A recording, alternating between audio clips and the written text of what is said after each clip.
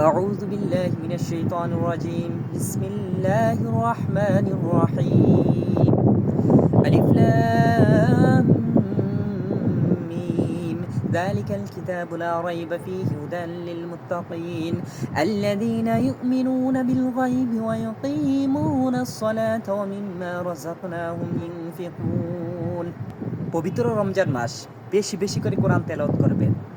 এর চেয়ে সহজ আর এর চেয়ে লাভবান আমল আর কিছু হতেই পারে না। রমজান বাদেই কোরআনের একটি হরফের বিনিময়ে আল্লাহ তাআলা একটি আয়াত না, একটি হরফের বিনিময়ে 10টি করে নেকি দান করেন।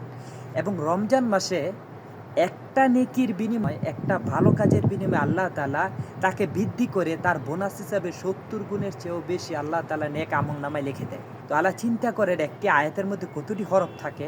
তাই বেশি বেশি করে আপনারা কোরআন তেলাওয়াত করবেন। আর এই মাসেই আল্লাহ তাআলা কোরআন নাজিল করেছেন, আল্লাহ তাআলা খুশি হয়ে যাবেন।